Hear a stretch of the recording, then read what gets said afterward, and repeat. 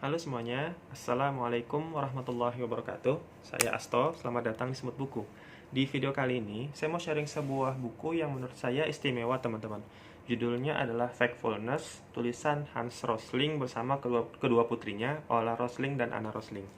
Saya pertama kali tahu tentang buku ini dari situsnya Bill Gates ya teman-teman. Dan yang bikin saya tertarik adalah testimoninya. Bill Gates bilang kalau ini adalah salah satu buku yang paling mendidik yang pernah dia baca. Nah, setelah saya baca buku ini, mungkin bisa dibilang saya setuju ya teman-teman sama pendapat itu. Jadi pada prinsipnya buku ini tuh ngasih kita tools yang sangat berguna ya untuk melawan berbagai miskonsepsi gitu, sehingga kita bisa melihat dunia dengan lebih baik. Gitu. Nah, jadi pada intinya buku ini tuh bercerita tentang berbagai macam bias yang sering bikin kita melihat dunia secara terdistorsi, teman-teman. Bahwa kita itu cenderung memandang dunia lebih buruk daripada aslinya atau daripada kenyataannya. Nah, di bagian awal, si penulis itu nunjukin hasil survei yang diadakan sendiri ya. Nah, survei ini isinya adalah 13 macam pertanyaan, yang itu berisi pengetahuan umum tentang isu-isu soal kemiskinan, soal perubahan iklim, terus soal kesehatan, macam-macam. Nah, intinya itu adalah ditujukan supaya bisa mengcapture gimana pendapat khalayak tentang isu-isu tadi itu. Nah, karena si penulis ini kebetulan adalah seorang ahli ya, expert gitu di dunia kesehatan, dia itu sering keliling dunia. Dia itu sering ngisi seminar, sering ngisi konferensi. Jadi responden yang dia dapat itu beragam teman-teman. Dari mulai orang awam sampai kalangan expert. Dari mulai orang biasa sampai kalangan elit kira-kira gitulah. Nah, tapi yang menarik adalah walaupun respondennya itu macam-macam, tapi ternyata hasil yang dia dapat dari survei itu seragam atau bisa dibilang cenderung sama gitu. Yakni mereka itu semua menganggap kalau dunia ini makin suram. Nah, padahal kalau kita lihat faktanya atau data objektifnya, dalam hampir segala hal sebetulnya dunia kita ini bergerak ke arah yang lebih baik gitu. Nah, misalnya proporsi orang yang ada di level kemiskinan ekstrim itu terus turun, teman-teman. Nah, ini misalkan ditandai dengan coverage orang yang bisa mengakses internet, air sama listrik yang udah melonjak tajam. Bahkan di negara-negara yang kita anggap miskin sekalipun gitu ya. Nah, terus angka lama sekolah anak juga naik. Terus yield hasil pertanian dunia itu rupanya juga naik, teman-teman.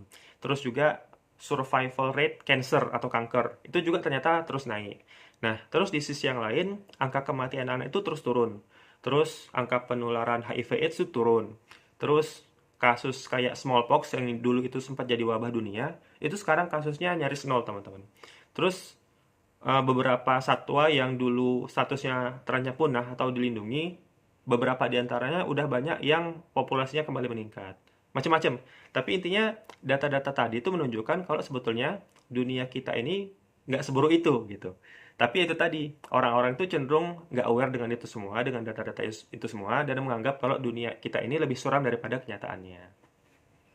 Nah, si penulis buku yang kebetulan seorang dokter dan juga mendalami statistik ya teman-teman, itu menganggap kalau kecenderungan tadi bukan muncul karena minimnya literasi atau karena kurangnya informasi.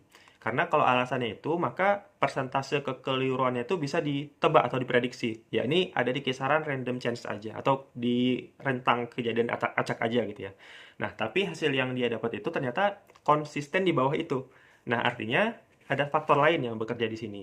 Nah, dari situlah kemudian si penulis itu mengenerate hipotesisnya tentang 10 macam bias yang membuat kita sering melihat dunia secara terdistorsi, teman-teman. Nah, singkatnya kira-kira gini, teman-teman. Yang pertama ada namanya the gap instinct ya. Nah, ini adalah kecenderungan kita untuk membagi dunia menjadi dua kelompok yang berlawanan. Nah, atau istilah kerennya itu membuat polarisasi lah gitu. Nah, ini kemudian sering bikin kita cuma ngelihat sesuatu itu dari sisi ekstrimnya aja. Dan lupa kalau dunia kita ini sebetulnya berisi spektrum. Dan mayoritas orang itu justru berada di rentang spektrum tadi. Nah, terus yang kedua ada namanya the negativity instinct. Nah, inilah adalah kecenderungan kita untuk terlalu fokus sama berita yang buruk atau yang nggak enak, yang jelek-jelek gitu ya. Sehingga hal-hal yang sifatnya baik atau sifatnya positif itu jadi nggak kelihatan. Nah, ujung-ujungnya kita jadi menganggap seolah yang buruk ini lebih banyak daripada yang baik. Kira-kira gitu. Nah, terus yang ketiga ada namanya the straight line instinct. Nah, ini adalah asumsi kita bahwa sebuah tren itu akan berlanjut terus dalam garis lurus. Nah, sehingga kita menciptakan kesan seolah problem itu akan terus memburuk sepanjang waktu. Nah, padahal kalau kita lihat ya secara naturalnya, secara alaminya, tren itu bisa macam-macam bentuknya, teman-teman. Bisa lurus, bisa berbentuk huruf S, bisa cyclical, bisa berbentuk lonceng yang akhirnya tekan turun, dan seterusnya. Nah, terus yang keempat ada namanya the fear instinct. Nah, ini adalah kecenderungan kita untuk memberikan perhatian lebih ya pada hal-hal yang sifatnya itu menakutkan, walaupun persentase kemungkinan terjadinya itu kecil. Nah, terus yang kelima namanya the size instinct. Ini adalah kecenderungan kita untuk melupakan konteks. Jadi, sesuatu itu atau suatu angka itu, suatu nilai, ketika dia berdiri sendiri, dia kelihatan besar. Nah, padahal kalau kita sandingkan dia dengan konteksnya, bisa jadi nilai tadi atau angka tadi nggak sebesar itu gitu. Nah, terus yang keenam ada namanya the generalization instinct. Nah, ini adalah sesuai namanya kecenderungan kita untuk menggeneralisir sesuatu hanya berdasarkan pengalaman atau data yang terbatas. Nah, sehingga itu sering bikin kita lupa tentang kemungkinan adanya variasi ya dalam sebuah kelompok atau kategori, atau sebaliknya lupa bahwa adanya persamaan gitu antara berbagai kelompok atau berbagai kategori gitu.